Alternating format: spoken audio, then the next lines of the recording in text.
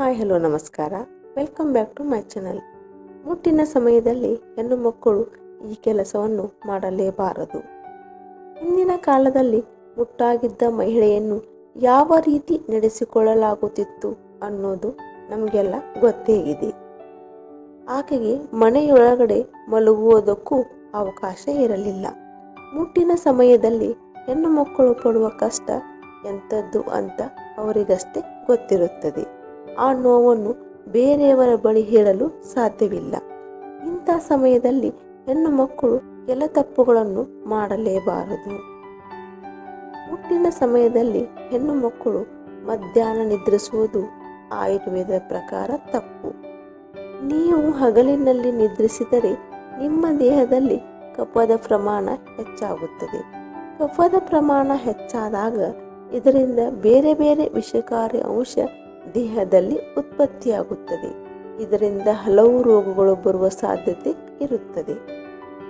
ನೀವು ಮುಟ್ಟಾದಾಗ ಹಾಲು, ತುಪ್ಪ, ಮೊಸರು, ಬೆಣ್ಣೆ, ಹಣ್ಣು, ತರಕಾರಿ, ಸೊಪ್ಪುಗಳನ್ನು ಸೇವಿಸಬೇಕು. ಆದರೆ ಕೆಲವು ಜನರು ಕರಿದ ಪದಾರ್ಥಗಳು, junk food, non veg, chocolate, cake ಮುಂತಾದವುಗಳನ್ನು ತಿನ್ನುತ್ತಾರೆ. ಈ ಆಹಾರದ ಸೇವನೆಯು ನಿಮ್ಮ ಆರೋಗ್ಯದ ಮೇಲೆ ಪರಿಣಾಮವನ್ನು ಬೀರುತ್ತದೆ. ಹೆಚ್ಚು ಶ್ರಮ ವಹಿಸಿ ಕೆಲಸ ಮಾಡುವುದು. ನೀವು ದೈಹಿಕವಾಗಿ ಮತ್ತು ಮಾನಸಿಕವಾಗಿ ಮಾಡುವಂಥ ಕೆಲಸವನ್ನು ಮುಟ್ಟಿನ ದಿನಗಳಲ್ಲಿ ಮಾಡಬೇಡಿ. ಇದು ನಿಮ್ಮ ಆರೋಗ್ಯಕ್ಕೆ ಒಳ್ಳೆಯದಲ್ಲ. ಇಂದಿನ ಕಾಲದಲ್ಲಿ ಮಹಿಳೆಯರು ಕೂಡ ಕೆಲಸಕ್ಕೆ ಹೋಗುತ್ತಿದ್ದಾರೆ. ಹಾಗಾಗಿ ಈ ಸಮಯದಲ್ಲಿ ಕೆಲಸದ ಬಗ್ಗೆ ಟೆನ್ಷನ್ ಇರುವುದು ಸಾಮಾನ್ಯ. ನೀವು ಈ ಸಮಯದಲ್ಲಿ ಈ ಬಗ್ಗೆ ಹೆಚ್ಚು ಟೆನ್ಷನ್ ತೆಗೆದುಕೊಳ್ಳಬಾರದು. ಇಂಥ ತಪ್ಪು ಮಾಡಿದರೆ ಭವಿಷ್ಯದಲ್ಲಿ ನಿಮಗೆ ವೀಕ್ನೆಸ್ ಬರುವ ಸಾಧ್ಯತೆ ಇರುತ್ತದೆ. ತಲೆ ಸ್ನಾನ ಮಾಡುವುದು. ನೀವು ಮುಟ್ಟಾಗಿದ್ದರೆ ಆ 3 ದಿನಗಳ ಕಾಲ ತಲೆ ಸ್ನಾನ ಮಾಡುವಂತಿಲ್ಲ. ಬರೀ ಮೈ ಸ್ನಾನವನ್ನು ಮಾಡಬಹುದು.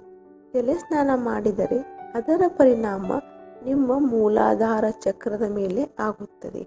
ಮುಟ್ಟಿನ ದಿನಗಳಲ್ಲಿ ಸ್ವಚ್ಛತೆ ಕಾಪಾಡಿಕೊಳ್ಳುವುದು ಎಷ್ಟು ಮುಖ್ಯವೋ ಅಷ್ಟೇ ಮುಖ್ಯ ತಲೆ ಸ್ನಾನ ಮಾಡಬಾರದು ಅನ್ನೋದು. ಈ ವಿಡಿಯೋ ನಿಮಗೆ ಇಷ್ಟವಾದಲ್ಲಿ ಲೈಕ್, ಶೇರ್, ಕಮೆಂಟ್ ಮಾಡಿ ಮತ್ತು ನಮ್ಮ ಚಾನಲ್ಗೆ ಸಬ್ಸ್ಕ್ರೈಬ್ ಮಾಡುವುದನ್ನು ಮರೆಯಬೇಡಿ. ಇನ್ನೊಂದು ಉಪಯುಕ್ತ ಮಾಹಿತಿಯೊಂದಿಗೆ ಮತ್ತೆ ಭೇಟಿಯಾಗೋಣ. ಜೈ ಶ್ರೀ ಕೃಷ್ಣ.